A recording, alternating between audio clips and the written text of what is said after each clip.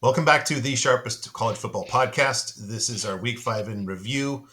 Robert, a good Week 5 for both you and I. We will get to specifics in part 2, but very formful in terms of what I saw other sharp people that I know and how they did. Pretty much all of them did really well, except for only one. The gentleman whose podcast on which I appeared last week, Reed, he just went to think about 500. But otherwise, pretty formful, except for that crazy, even though I guess, depending, the Alabama-Georgia game was crazy, but overall, pretty formful seemed, yes?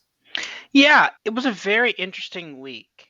Not obviously capping it off there with Bama, Georgia, but even outside of that, there were some very interesting results. Specific, we'll get to that in a bit. But yeah, we had a very good week, especially, and I think I'm realizing now that because the shots that I took on some of the more quote unquote elite games didn't do as well, but I realized that looking back on it, and where dual model plays show this as well, when we take a shot on two teams no one's ever heard of, insane, like it's actually insane. It's okay, obviously people have heard of these schools, but like I was like these are just some plays I fired off the day of it. And everybody's you have to get your value bet early, if not value is gone. I completely disagree with that. I think I bet either Saturday morning or Friday night, I was like, oh, Tulane's 5.5 point favorites. My model has them as like 20 point favorites. All right, not even close. Wasn't worried about that bet for 1 minute. A minute they score like the first drive, and I'm like, it's good. I'm good. This is fine. Like that kind of level of stuff. Like the second you step back from like when you realize that there's no value in Bama versus Georgia, and you realize that the value is in Tulane, that's when you start making a lot of money in college football. Live and thrive in the fringes of the sport, right? Yes. Yeah. All right. So if you are new, thank you for joining us. This is the glossary of terms that we use. Just do a screen grab and paste into whatever you use to track your college football picks. Refer to it throughout this podcast and the rest of the season. Going to week 5. Who won week 5? I'm going to take the easy, low-hanging fruit here and say, obviously, Alabama and maybe more specifically, Jalen Milroe. 192 apex against a very good Georgia defense. I think they had a defensive apex of about 30 coming into that game. This isn't like doing it against South Florida. Just an awesome performance. One book I saw had him now, which is absurd. The Heisman market is just the most, to steal a line from Bruce Feldman, it's more reactive than a house cat. Now he's plus 225 to win the Heisman, which is just stupid for Yeah. anybody in September. But man, he had a nice game against a good defense. Yeah. Impressive he did that against the future Philadelphia Eagles defense. That's crazy. But no. All kidding aside, though, just an amazing performance, right? And the thing is, watching that, it was actually funny. I was watching this game, and like midway through, I just changed it and started watching Penn State Illinois on the main TV. That's how big of a blowout this was. Now, of course, came back later. 4 hours later when the game ended. But no, what an amazing performance, right? Just like the big question we had with Kalen DeBoer coming into Alabama was like, can he replicate the success immediately? Right? They did lose a couple of pieces on the more on the fringes in the transfer portal after Saban left, and he obviously lost a lot of the pieces he had last year in Washington. So it's like, all right, can he replicate what he did in Washington last year? And that was basically a Michael Penix performance, except that on top of Michael Penix Jr., you now also have this running dimension too, or running for Yeah. 117 yards. Michael Penix Jr. did not run, but at 374 yards, yeah, I could see that. 2 touchdowns. Usually, that for Michael Penix Jr., that yards would probably be about 4, but that's beside the point, though. They're running more. He ran 2 of them in, so an amazing performance by them. I think that Heisman market is just insanely. There's no way Yeah. anybody should be plus 250 after week 5. We have learned that lesson so many times. And the second that's the something should go off in your head to be like find value elsewhere on the board because someone else is going to win the Heisman. But beside that, though, Georgia with an insane comeback in that game, right? They were down, I think it was 30-7 or something insane, and they kept coming back, and then eventually they actually did take the lead, but then Bama just a 70-ish yard touchdown bomb to someone. Again, Michael Penix Jr. memories of that, right? That's Michael Penix Jr. in a nutshell, right? this team is slowly becoming Washington last year, but just a better version of it, a bigger team on the trenches, right? And a team that can play And toe to toe with Georgia, right? Yeah. and a lot more talent on defense too. Washington had a part-time starter at linebacker who was at USC the year before and didn't really play that much, just for reference. So it's not like they were getting the best of the best. And I was concerned about the defensive coordinator coming in, but man, he's acquitted himself nicely with some top-end talent here. Yeah. No. And again, this game was really good. Now we're looking at, hey, is Georgia okay, right? If Bama's able to put up what was 45, is this a significant defense, right? You've got Texas in a few weeks. I think you've got Texas this week. Texas is off. Then they play Oklahoma. Then I think on the 19th they play Georgia. Who's going to win that game? I You would have mean been they like, play they play Tennessee? I think you mean, right? no, Georgia plays Texas. Georgia does play. Oh, okay, yeah, Oh, yeah. yeah, So, okay. You're right. They play Tennessee too, right? No, you're yep. right. There's a lot of good teams Georgia plays. Are they okay, right? We saw that against Kentucky. They played poorly against Kentucky, scraped out the win. Maybe that is real Georgia, right? Maybe Georgia is going to have a bit of a down year, right? Carson Beck was like Heisman favorite like hours ago, not anymore. So it's crazy how fast this goes. And I think we will see these because of the 12-team playoff, we might get to see both of these teams in the playoff this year. So this seems like two really good. Again, obviously when you see a blow like that initially, you're like, okay, Bama's clearly better, but Georgia did come back, right? And Bama wasn't able to answer for quite a while. So I think these are two of the best teams in the country. I definitely think they Yeah. both are. Hopefully we Yep. get to see them play again.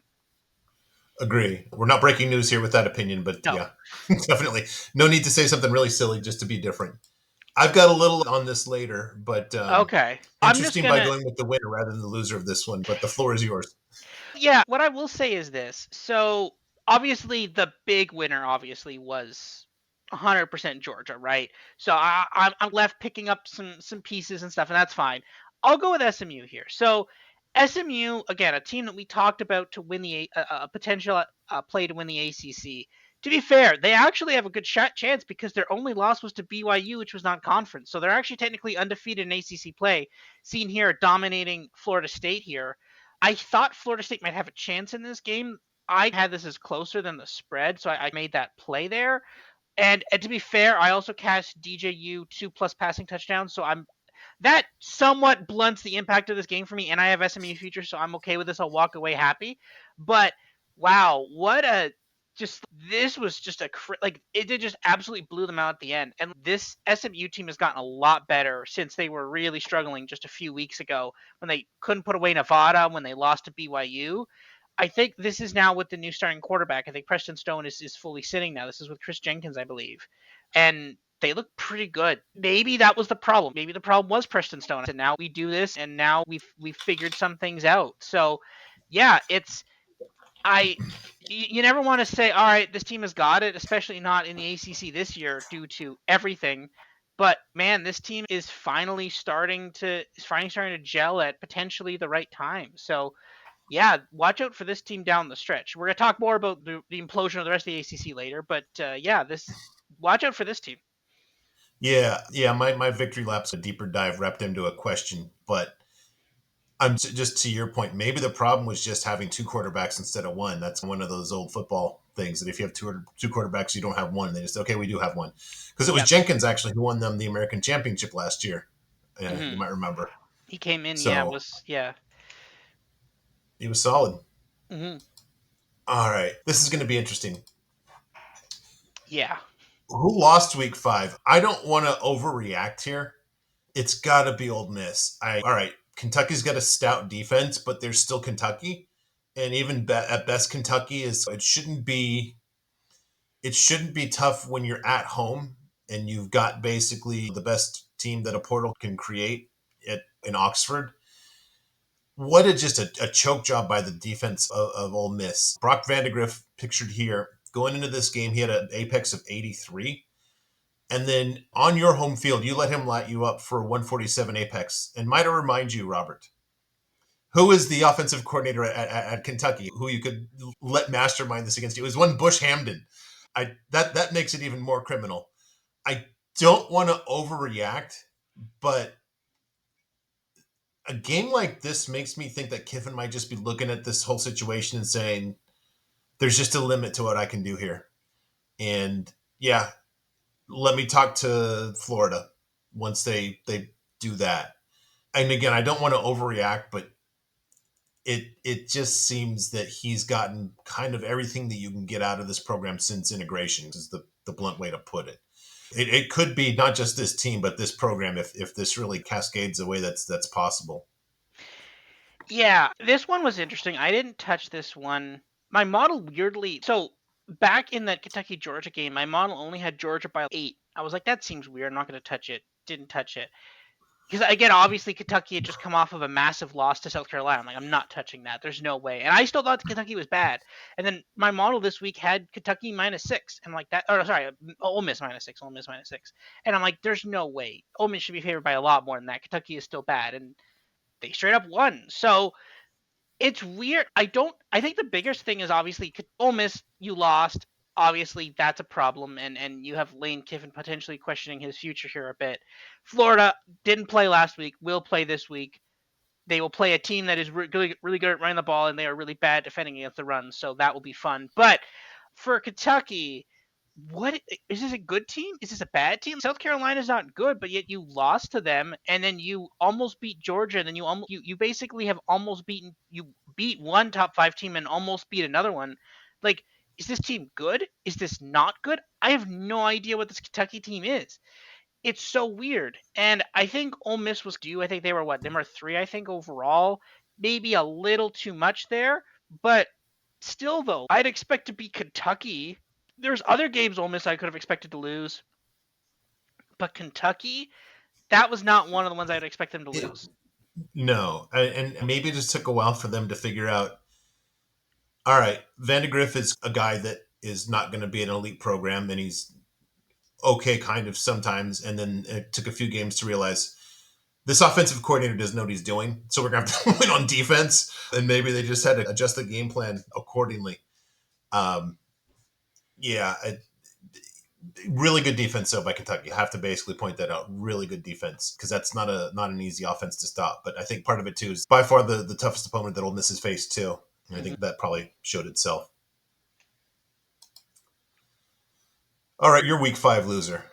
Yeah, so I tried to get a good still of this, but this was like the best I could because apparently if the camera is moving and other people are moving, you don't really get a good still of it. But this is an Arizona defender wide open in the end zone. This is basically the touchdown that sealed the game here. Utah. Apparently, we all mourn the passing of Cam Rising here. He slightly injured his shoulder, and we haven't seen him in 4 weeks. Like, or I think 3 weeks. What is happening here, guys? Are you telling me that he's sitting somewhere? He's totally fine. He's just not playing in this game. Again, it was a minor injury, and he basically left the game halfway through, and we haven't seen him since. Utah was expected to win the conference, right? They were a top 10 team. They are not a top 10 team anymore, right? This is and Arizona is also not a good team either. This team got destroyed by Kansas State. And I don't think Kansas State is good either. I think just no one has beaten Kansas State yet. Or no, I think Kansas State has a loss. They're not undefeated, right? They lost to No, they lost. They lost at BYU. They got crushed. BYU. Yeah. So BYU, no one is really like other people will beat Kansas State. I don't think Kansas State is good, but Kansas State destroyed this Arizona team. So there's like tiers of not goodness, and you got beaten by one of them at home in a night game, and your supposedly vaunted defense again. You didn't shut down Noah Fafita at all, and you could put up 10 points against this team that like New Mexico, not New Mexico State, New Mexico put up like 30. So that's concerning. I've got a lot of concerns about this Utah team that was supposed to win this Big 12, and I think that this basically just crystallizes that here, shows it for everyone, and says, yeah, this team is not going to win the Big 12. Yeah, I let Nathan talk me into putting them in the Big 12 title game, but I've been very high since basically I ran my first metrics on another team, and we'll actually get to that at the end of this part one. For now, I'll just say though, yeah, I will point out that I did say Utah's defense was not as awesome as everybody thought it was. Just one of those things where my metrics were different from everybody else's. And I think in this case, mine were a little more accurate, although that's not always the case. How about just like a cumulative loser for the last season and a half? Basically, And I love nurses. They make the healthcare system go. Let's make it a little different. How about whoever's in charge of Cam Rising's rehab? They're like basically a 15 month loser here. He just, Yeah. man, I don't know. I don't know what it is with him and recovery, but it just doesn't happen. This was a hand injury 3 weeks ago, right? Yeah. Or Yeah. shoulder or whatever. And apparently they had to amputate the arm. I don't know. Okay, good. Yeah, good luck, Mr. Rising. We'll see you guys in 2027. Victory laps. Just to pick up on your winner, this is a victory lap, but it's a question wrapped in a victory lap here. You know, you mentioned like how bad SMU was in the first 2 games of the season. I have a game grade, which is basically like their power rating for that game. At Nevada, I think that really just got our attention because it was, it was the only thing that was on, and they just weren't ready for it or whatever. I don't know. Nevada's not as bad as we thought. I think that the second game against BYU was so bad because BYU was just not ready to be a Big 12 team last year, and clearly they are this year. So then I said, then the last 2 games, they have basically a power rating of 11.5 between the two. And then my question was, if they just maintain that play, can they sneak into their 1-0 in conference? Can they sneak into the conference game? So here's the power rating of basically the top, what is that, 8 teams? It doesn't take a lot. They're 1-0. They're ahead of this team already, who has a conference loss. This team is capable of anything, good and bad. This team's quarterback hasn't stayed healthy since basically 2021, I think, or maybe even COVID.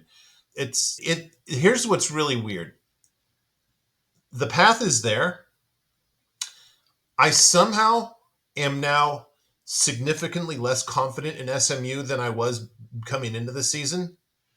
And I was just checking on my phone, and the odds of them to win the ACC are significantly lower than when I made that bet and I was more confident. So I don't know if I'm just behind the market, if I'm just scarred by that really slow opening. But this is just going to be a theme throughout. Who knows with the ACC? But now this is just another like, what on earth is going on with the ACC here? But there's, like I said, there's a path here, right? For sure. Yeah, there definitely is. Again, they are undefeated in conference. Clemson is okay. Clemson's not on this list. I I got a know little they're not. bullet on that later. Yeah, we'll talk about Yeah, Clemson more later. Miami, again, a lot of things we can talk about later. But yeah, actually, yeah, we'll put on that. Yeah, they have a path. The ACC and the Big 12 are just completely wide open. Literally anyone can win those, and I think it'll be fascinating to see who does win those. all right. All right. Your victory lap for the week. Yeah, so we're gonna take a victory lap here on Nebraska, and again, so you look at the score, 28-10. That's not very impressive, and but if you look at this is the drive chart, first half, second half. In the first half, they missed 3 field goals. And again, obviously those were pretty close too. Like they were obviously in the red zone and could have potentially scored in those possessions.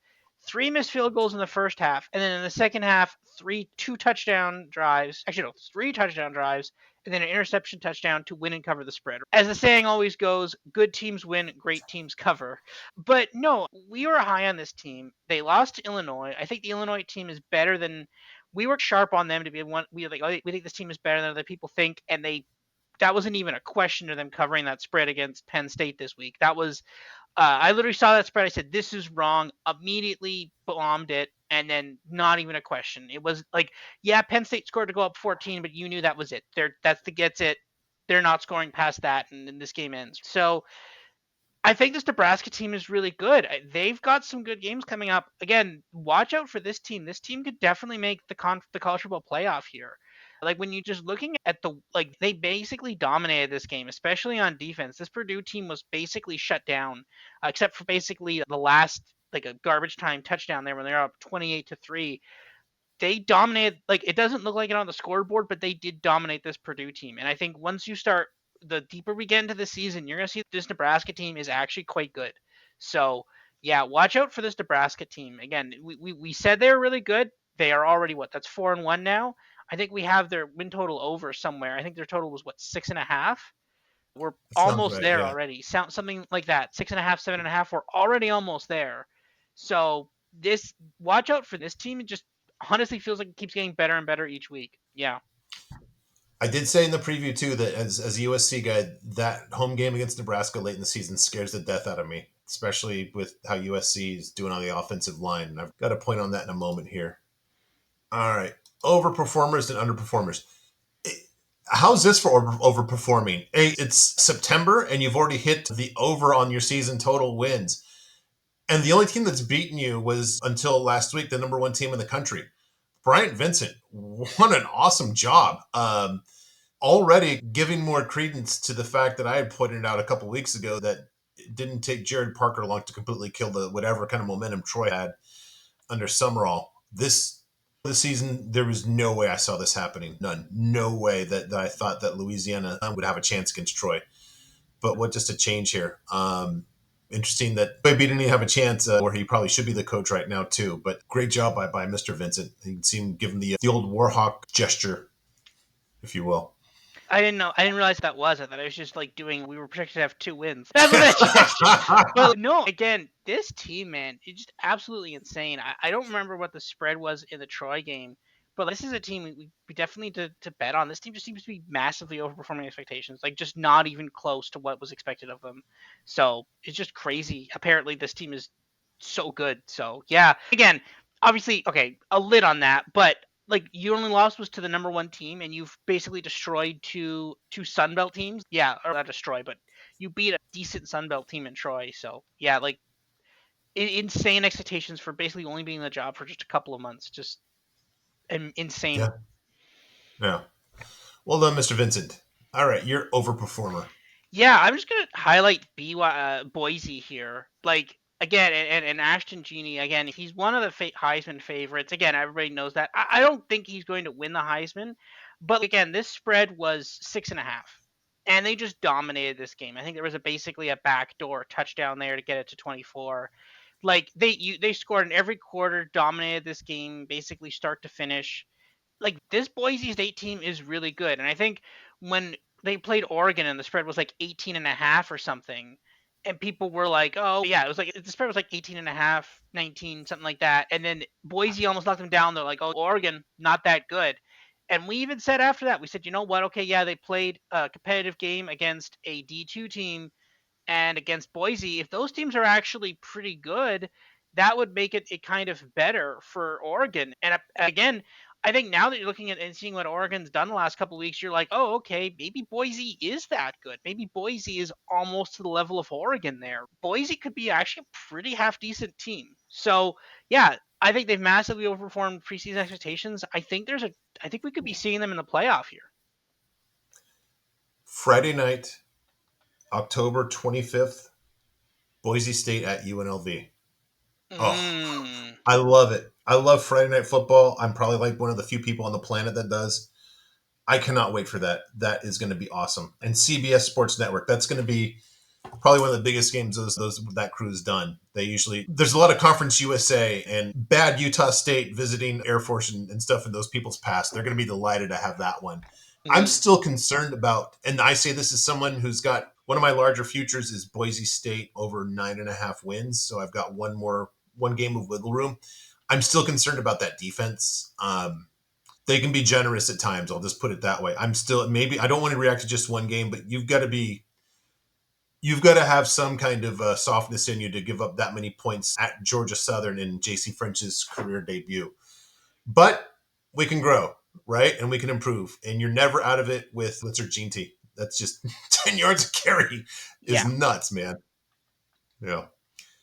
All right. I've got a couple of underperformers here. The first one, I don't even know where to go with this at this point. It's just, I feel like you and I have a child and just we've taken the kid to church and to therapy and to the YMCA and to like different schools and the different classrooms. And it just, at some point, here we go again. Just look at Virginia Tech. They've just been so bad this season, just horrible. And all of a sudden, what do you know? Just at Miami, and this happens, but it happens so much. It's Mario that it's just within there. All of a sudden, this team improves by like 25 points over their prior best, and even playing so well, I left it off. This is Miami over here on the right here. They still outgained them by over 100 yards per play. I think it's actually even worse. Now, Virginia Tech did run for some.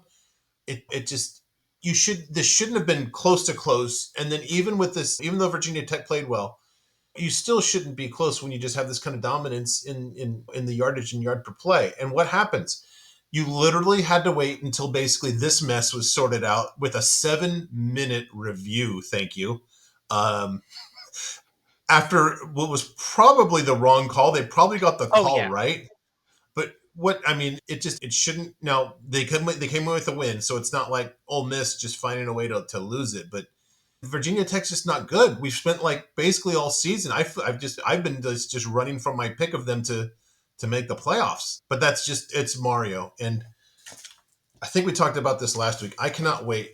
I honestly hope Miami is undefeated when they host Duke. Duke actually won again last week. They made a big comeback. I think if one guy's going to crack there, it's going to be Mario. I we can see it coming. It's not going to be Manny. Manny doesn't have the players, but if it's close, one guy is just going to just I don't know, just chew his headset like a nervous dog, and it's not Manny Diaz.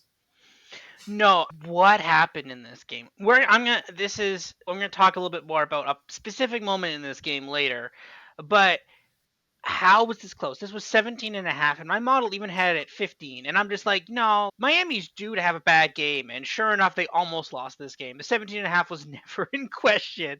They almost lost this game. What? This was insane. So this is obviously a Hail Mary pass. Apparently, four people tried to catch this ball.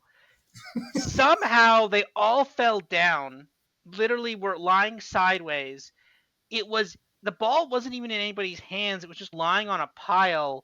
Then a Miami player grabbed it, tried to run it back for some reason. I'm not sure why. The game was over. They're like, "Oh, okay, let's run." Like, you think he was running towards the other end zone for some reason. I don't know why. But and then the ref is like, touchdown. I'm like, what? How they don't? This guy doesn't even have the ball in his hands. How can you call it touchdown? And then on review, they're like, okay. And again, there was no evidence to prove that it wasn't a catch. They were just like, okay, you screwed up this call. We're going to fix it. We're not going to let a team win because a ref made a completely inexplicable call in this game. Just insanity. I don't understand how this was this close. Okay, yeah. Could this have been close? Could this have been like yeah, they win by 14 or something? Yeah, I could have seen that, or maybe a 10 or something like that. A game where they were always in control and it was never the final outcome was never really in doubt. That did not happen. This game was like this could have gone either way. This game arguably probably should have gone to Virginia Tech. And again, this Virginia Tech made a bunch of screw ups as well. They didn't have great time management on the final drive as well. But Virginia Tech very easily could have won this game as 17.5 point underdogs. And again, for a brief moment there before Georgia Alabama, Cam Ward was the Heisman favorite. And I'm fairly sure Miami's the current favorite to win the ACC right now, and they should Yeah, definitely not be. I think they have to be. They have to. I I don't guess know. Well, you have to. That's like that's the dead money. It's okay. They're the favorite, but they're not winning.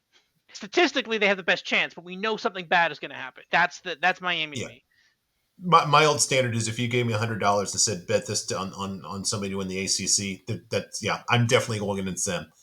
If it's my own money, I would just steer clear of it. But I've got a more extreme underperformer, and this one is I'm upset about, and I'll try to control myself because I this is one of what I call my UFO picks, where it's just I had no interest in betting this game until my model said, "Hey, look at this," and then your model said, "Oh yeah, look at this." And I brought this one on Reed's podcast, and he just laughed at me and said, "Your model." And then they dominated this game. The Huskies absolutely dominated this game. You can see it here from Bill Connolly, one of my heroes. Rutgers had a 3.3 post game win expectancy. By my numbers, it was 12.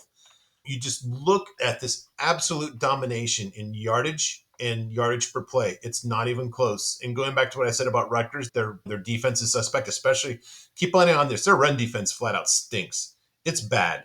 Everybody can run on them. So just keep an eye on for that. So how do you lose a game like this where you dominate so much, you might ask? Let me ask you if you see a theme here. You miss a field goal in the second quarter. You miss a field goal in the fourth quarter. These are very makeable. And then, of course, as time expires, you're going to try a 55-yarder because at that point, it's basically a sure thing, right? Not to be outdone, though, between this missed field goal and this missed field goal was this gem. I don't know if you saw this, the blocked field goal. Did you see this play? No, I didn't see this. Is that what's So Temple goes for what is it at the Washington 20? So it's a 37-yard field goal. Washington blocks the field goal. There's a scrum for the ball, as you can see here. You can also see this gentleman had run onto the field to celebrate and puts his hands up saying, "Oh no, that's not me." And guess who this is? This is the referee or the side judge or whatever it is. So yeah, 10 times out of 10, that's going to be called running onto the field during a live ball. So then what happens? So that undoes the blocked field goal. Rutgers gets the ball back on the very next play, gets a touchdown right before the end of the half. And you lose by 3. And you missed 3 field goals. This kid who ran on the field, this gentleman right here, I feel bad for calling him out. I really don't want to, but his name is Vincent Holmes. And here's what he's done this season. He has 1 assisted tackle. That is it. Congratulations, sir. I hope you have a wonderful career. I hope you redeem yourself, but I can't imagine like what that plane ride home for him had to be like. That had to be just the announcers were just beside themselves and they're trying to be nice. And there's no way that you're going to know this movie. This is basically going to be people of my age. A Few Good Men. There's no way you've seen that movie or have heard of it, right? I think I've seen this clip, I think.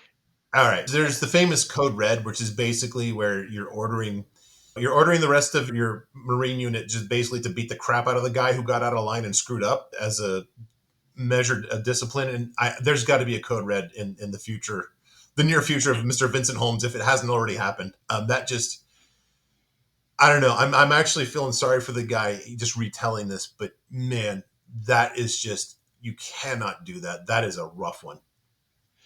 Yeah, that's such a weird way to lose that. That's the thing. Again, you celebrate, you're like, yeah, but you ran out of the field and, ugh. Yeah, that's, and again, but the thing is, to be fair, they even almost came back from it, right? They almost came back from that, right? Yep. 3 missed field goals. Yeah. It Now, to be fair, the blow for this one was cushioned a little bit for me because I got this at +3, so I got a nice little push. That was nice, but yeah, not fun. I feel bad. Yeah. Um, yeah, I'll just say that the Canadian party that's coming out there actually were just really feeling sorry for the kid there. Um, Yeah. No, you understand it, right? That's the thing. Yeah, no. yeah, Yeah. yeah. All right, you're underperformer here. I Yeah, can't imagine what so this is about. yeah, no idea who underperformed here. What is happening here, guys, right? Now, I think you had said you had Utah as your pick for the Big 12. My pick was Kansas, and they have been less disappointing as Utah, but still sorry, more disappointing than Utah, but much worse. Utah has been disappointing, but Kansas has been even more disappointing. Not even compare. Like, what is happening here, guys? Right? This is TCU. This is a team that routinely gets into shootouts, and you managed 179 yards passing against them. This is a team that, like, their whole thing is, we're going to throw for 400 yards and let's see if you could pass for more of them. And if you can, okay, we lose that game. And you threw for 179. This is, again, a guy who was at one point considered a potential Heisman candidate. Yep. They were looking really good last year. What has happened with this Kansas team? This Kansas team is just completely fallen apart. Jalen Daniels looks absolutely horrible.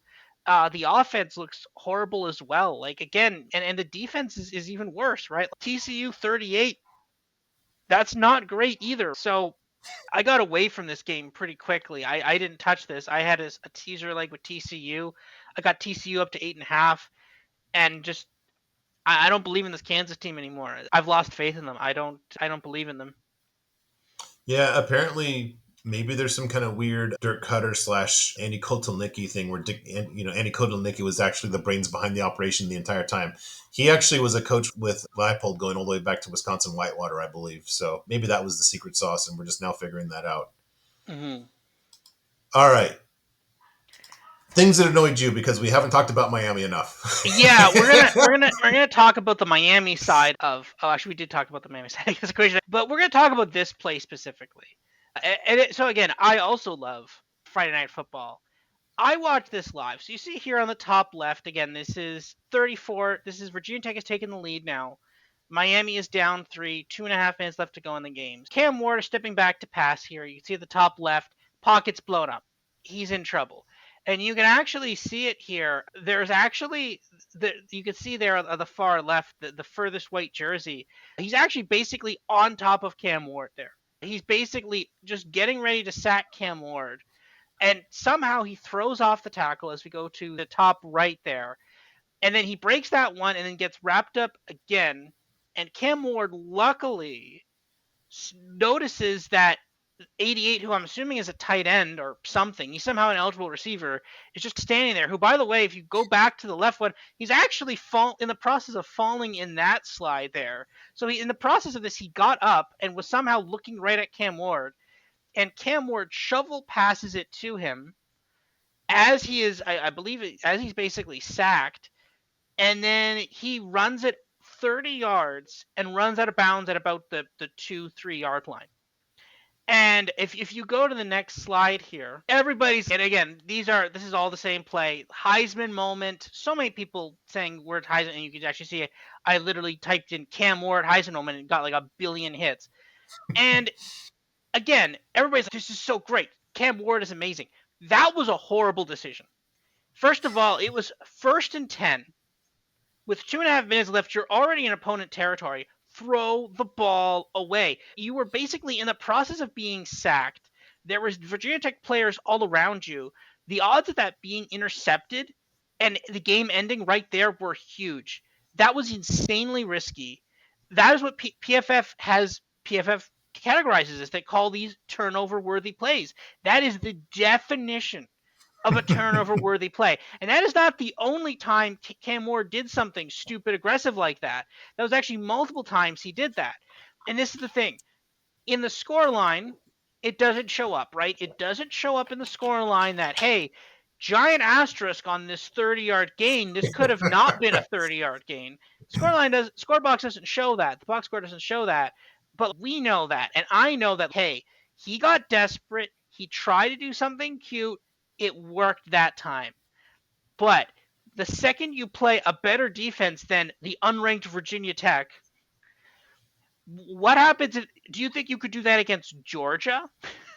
Do you think you could do that against Bama? Do you think you could even do that against? Okay, SMU doesn't have a great defense, but again, point stands. Do you think you could do it against Ohio State, Penn State? You can. That's not going to get you very far. And that's the point here. Is the fact that, and again, Nicole Arbach, a shout out to her. She's probably the best analyst on the NBC games at night on their panel. Crazy to say, Cam Ward has had a Heisman moment in a game which she turned the ball over 3 times. But, and again, obviously she's saying, oh, the play is really good, and it's true. It's a cool play, that's fine. But she's, hey guys, yeah, we're gonna. The thing is, what she's basically saying here, she's, hey, we're all gonna talk about this play. We're not going to talk about the bad stuff because they won the game, right? And that's the point. That's what my model does, and that's what your model does as well. We say, okay, yeah, they won the game, great, but guess what? They didn't come close to covering the spread. They were about to lose this game, and this stuff will eventually catch up to you. The second you play an even remotely competent defense that won't let you do a shovel pass after you dodge a sack, they're going to be in deep trouble. So well summarized on that. I love that. And going back to who has a good defense and a good defensive coach, Duke. Stay tuned. Yes. Stay tuned. All right, I've got 2 Narduzzi awards, and neither of them is going to Mario because he's capable of much better. He hasn't earned one yet. He's he's doing run rate Mario stuff. So pick it up or pick it down or whatever you want to say, Mario. I got one, and I want to give them some slack, Air Force, because remember they did have just red across the returning talent metrics when we previewed the Mountain West, but Wyoming's offense is just an out and out joke. Just horrible. Now, maybe some of this is aged better as Arizona State's got a good defense. BYU's better than we think. But here, this is the real tell. North Texas's defense is it can't stop anybody. It can't stop a thing. And you were 1.6 yards per play worse than that? My goodness, this is just, are we trying here? I don't know how you give up 31 to Wyoming. I've just been reporting for weeks about, hey, Wyoming's offense is really bad. It's just horrible. And by the way, shout out to anybody that actually went to this game because this promised to be just a nightmare of ineptitude. Um, Air Force came up their end of the bargain, but Wyoming somehow showed flashes of competence. Troy Calhoun's done better, much better than this, and I didn't imagine Air Force could ever sink to this inept. It just doesn't seem like possible with where that program's been.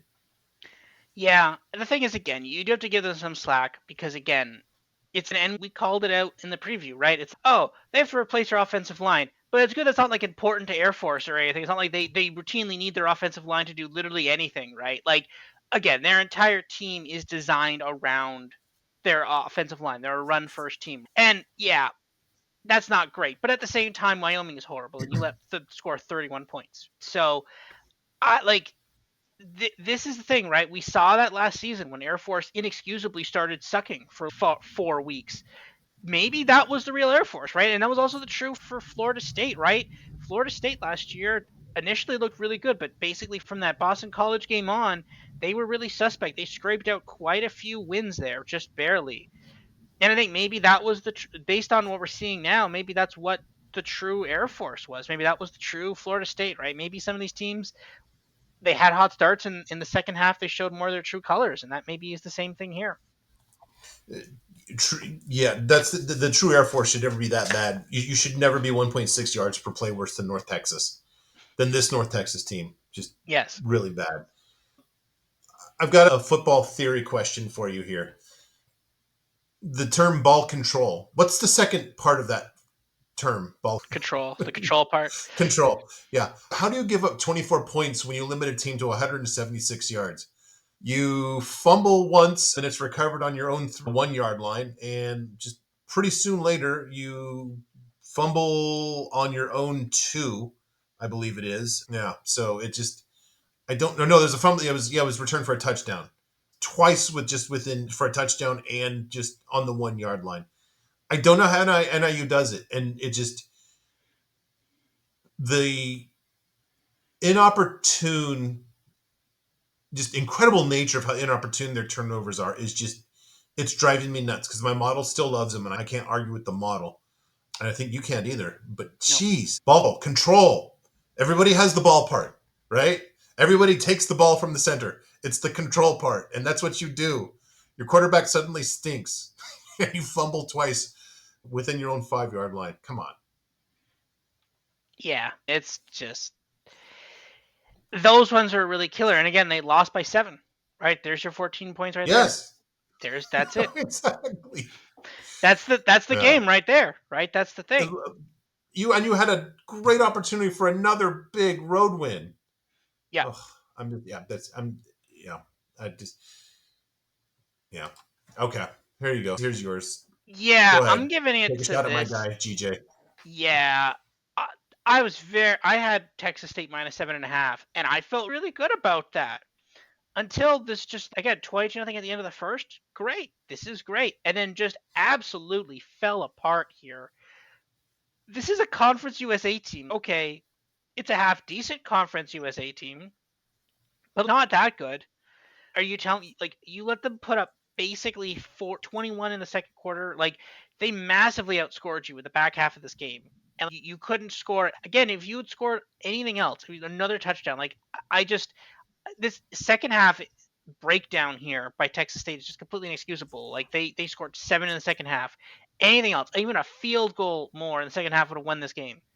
And again, another touchdown would have. This never should have been this close. This never should have been this close. After you took a 22-0 lead in the first quarter, and even a 32-21 lead at the half, you score a couple more times, you put this game away. But they didn't.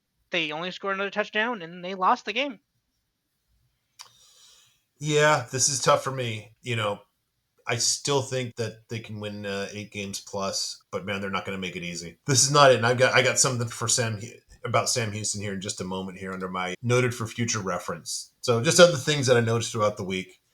I'll just give you a chance to react after each one here. As I was watching the USC game closely, since that's my team, I was just looking at, wow, they are making a pretty inept, a decent, no, okay, a mediocre Wisconsin defense look really well prepared and coached. Again, I don't know what tense we want to use. I'll just be generous and say they're adjusting to playing Big Ten defensive lines, not with a lot of success. Miller Moss does not have a lot of time back there. Wisconsin's defensive rating is a minus 0.6. That water is going to get very deeper this week. I've got Minnesota as like a top 10 defense. They need to fix whatever they can fix on the offensive line because that is a problem for them.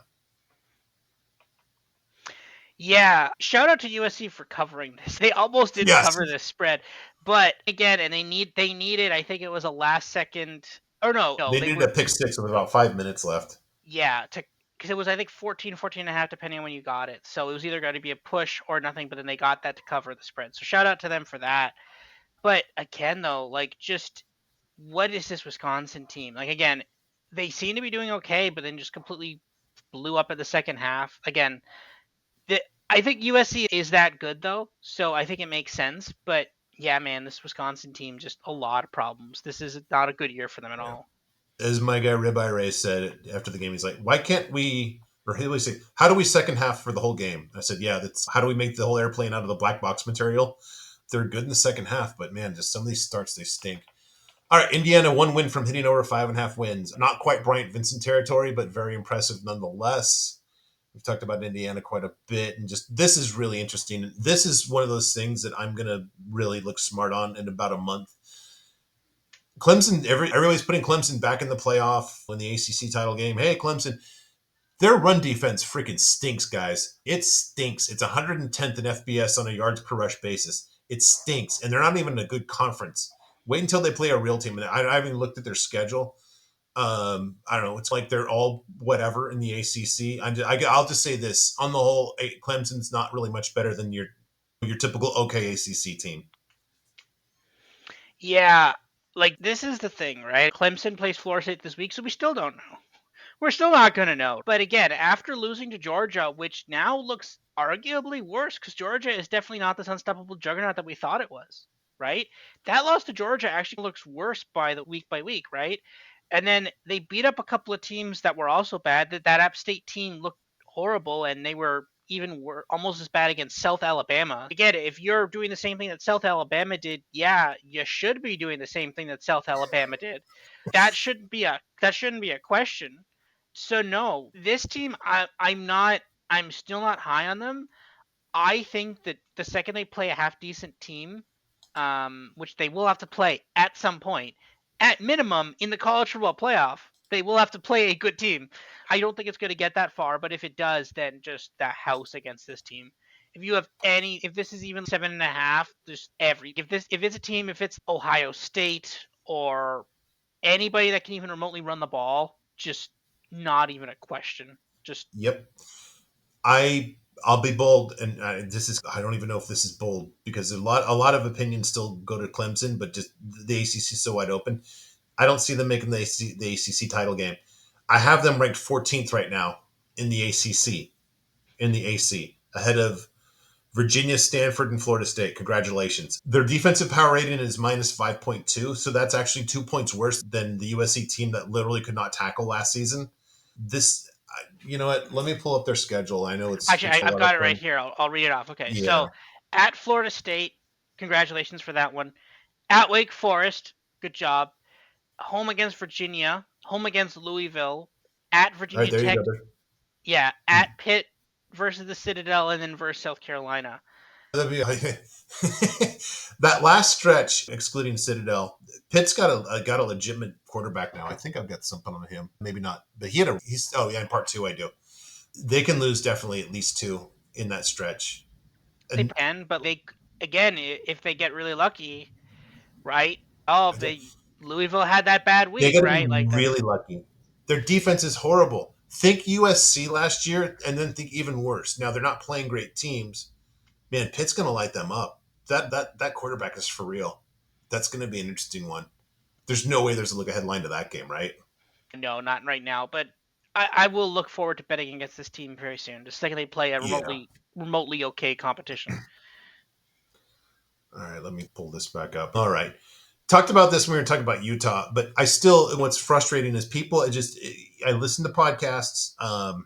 When people just like you're saying, oh, Utah, they're not as good as we thought, or then they go back to the case for Kansas State or Oklahoma State, even, or this or that. It's just, is Iowa State, has the whole program been dipped in invisible ink and nobody can see them? Yeah, They're undefeated. They've got a really good defense. They beat Iowa. Iowa actually has, don't want to ruin part two, but Iowa's actually got a sneaky effective offense this year.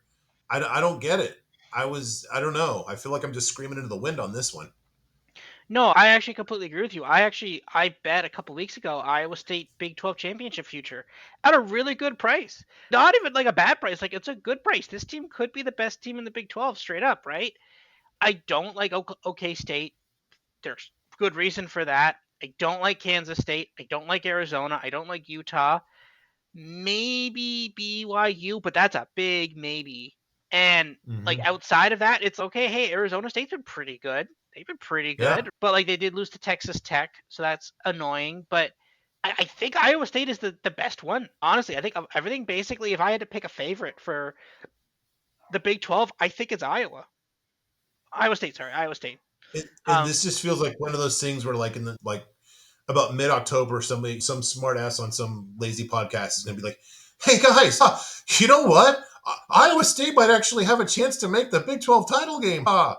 in the I mean, playoff. They actually currently, I'll read off the odds for it here. So Iowa State plus 400, Kansas State plus 400, Utah plus 400, Arizona somehow plus 550. Don't know how. Central they're Florida undefeated 12. Arizona is? in conference play, aren't they? Or did they lose one? Who they lose to? I They thought they lost to lost a No, they lost to non-conference Kansas game. State. They lost to Kansas State. Oh, you're right. Yep. You're Yeah. right. So Arizona plus 550, Central Florida, UCF 12 to 1, Texas Tech 12 to 1, West Virginia 14 to 1 somehow. BYU 16 to 1, Colorado 18 to 1, hilarious. TCU 25 to 1, and then Oklahoma State 40 to 1. But yeah, of all those, I like Iowa State is plus 400. They should probably be close. Like you should be closer to plus 200, honestly. Plus 400 is a steal there. I got it like a 10 to 1. Plus 400 is really good there. Iowa State's given up 29 points this year. Interesting, in 4 games. All right. This was just an FU by the ACC. Stanford played at Syracuse on Friday, the September 20th. Then they have a game at Clemson 8 days later. What on earth? Does the ACC just, I think they get like almost no media revenue. And now they have to make that back to back trip. Just come on, man. As careful as the Big Ten has been to the West Coast teams, the ACC just can't even bother to have somebody check and make sure that this kind of thing doesn't happen. Yeah, it is weird how some people have definitely gotten favorable treatment, but the ACC was just like we saved you, so we don't care. It's we saved you, so you're gonna do the shit schedule there. You're gonna do all the bad stuff, but we're Again, gonna you're right. You wanted 3 weeks in a row. Is that what you're yeah. wanting now? Well, the Big Ten will give UCLA and Indiana, even Oregon to some extent, the softer schedules. Yeah, one or two trips out east, that's fine. But Stanford, they're like, we don't care. Yeah, you can travel east, west coast. And again, the thing is, in the NFL, right? The Los Angeles Chargers, I guess a good, not perfect for Stanford, but pretty close to Stanford relatively. They played the Carolina Panthers, and then they played the Pittsburgh Steelers. And they just decided to stay out on the East Coast for all week. And they could do that because they're paid adults working a job. But you have Mm-hmm. classes. You are actually your job, crazily enough, is not to play football. You actually are doing something else outside of football. So you can't just camp out on the East Coast all week and get acclimated to Eastern time. You have to go back and do a bunch of computer science classes and then come back because it is Stanford. So it's computer science. So you actually have to do some other classes before you play that game of football. And they put that extra day in there because it's a Friday night and then a Yeah. Saturday night, which would make it even more impossible. All right, I just want to point out that when we did the Mountain West preview, our guy Step on a Duck, he was actually really bullish on Haj Malik Williams from Campbell, who replaced the departed Sluka kid, and this guy just absolutely crushed it against a good Fresno State defense, who still has a defensive rating of plus 3.6. 216 apex, 119 yards rushing. That's not a bad debut in FBS. Is that a fair assessment? Yeah, it's pretty crazy, right? Like this whole thing with UNLV and Sluka transferring out. Basically, it's like you said you're going to pay us money and you didn't, so now we're leaving. I think another running back did too, or something else. Like a couple of players left, and basically this kid just steps up and just has this amazing game against Fresno State, a not bad team, right? So yeah, just a crazy week of events for UNLV. And apparently, I thought, okay, that's it. This program's about to implode. They're not paying their players that they should be paying. No one's going to care anymore. But no, they're like, screw that guy. That guy only cares about himself. We're going to toughen up and play for coach. And yeah. Yeah. I think Ricky White had probably his best game of the year so far for UNLV. You mentioned this a little bit. I look at how bad Sam Houston was last year, and now they've improved 7.5 points. I guess the thing is, yeah, Keegan Shoemaker was just that bad last season, right? Yeah, again, I will say I did bet on Texas State. That was more of a bet on Texas State than against Sam Houston. Sam Houston is actually legit. They're a Conference USA team, but definitely not a bad Conference USA team. Conference USA is going to be fascinating this year, and I can't Yeah, wait. That is not this week. Conference USA Tuesday games next week. I've definitely circled it. I don't actually beautiful. have a like physical calendar that I circle things in, but like I'm looking forward to that next week. I am so excited to have because again, when you once you get to that point when you have a stretch from basically football every single day, from basically October straight through I believe America. Basically, actually it's weird because there's no Wednesday game before American Thanksgiving, so it's basically from October through the Wednesday, the day before American Thanksgiving, which is weird, but whatever. But yeah, it's I'm really excited for Conference USA play. Sam Houston is definitely going to be underdogs when they definitely shouldn't be. I think they're going to be a really good team this year. I'm going to look up something here real quick, so give me one moment. I'm going to give you a game, and I want you to tell me if you recognize the. Ooh, nope. Okay. That'd be. That's not going to be a Conference USA game. It's probably going to be a. Unless there's not a game on that day. Let me see. Ooh, there's two games. Miami, this is a barn burner. Miami of Ohio at Ball State, and then Bowling Green's going to tear apart Central Michigan. Do you have any idea what day those games are on? Here's a hint. There's no way you're going to be able to watch them. Oh yes, it's American Election Day, isn't it? That's it. Yeah, Yeah, boy, tough ones to miss, buddy. I'm sorry. My yeah, condolences on that. yeah. I mean, it's a day. That's yeah, definitely gonna have a lot of time for football watching on on that day. But no, yeah, I love it because I thought there was the whole thing where because the NBA doesn't have games on election days anymore because of that. They want to encourage turnout, but apparently the MAC was like, screw that. Not like we're in competitive states. Not Yeah, any, no, there's any competitive states in the Mountain West, and not in the Mountain West, the Midwest, U.S. and the Midwest. MAC. I don't know. Is Famous Ohio an important? I don't know. Michigan. That nobody really pays attention to that, do nah, they? I'm not the political Michigan. guy. You are. That. Yeah, No, that's no big deal. Michigan. No, it's not going to be. It's going to be decided by thousands Yeah, of votes. Thousands of votes will decide Michigan. It doesn't. Not even close. close. Yeah. Not competitive. No. Okay. MAC conspiracy. All right. A few weeks ago, Ethan Hampton was like in the top 10 for Apex. And guess what? 17 Apex last two games. That'll take you out of the top 10 real quick. I'll just tell you that. He's been brutal. I don't know. And Tom Brenneman, who's trying to rehabilitate his career on the CW, kept on calling him Horton, which was almost as bad as Hampton was. That was embarrassing. And finally, I have proof of concept here. This was the Yes. one I was worried about. Yep. My favorite bet, and the Owls just came through to me. 11-point loss to Tennessee Martin. Thank you so much, Kennesaw State. I love it. I love it so much. Thank you, Kennesaw State. And thank you, college football, for being the best sport that we all love. Catch us on part 2 where we look ahead to week 6. Robert, I will talk to you then.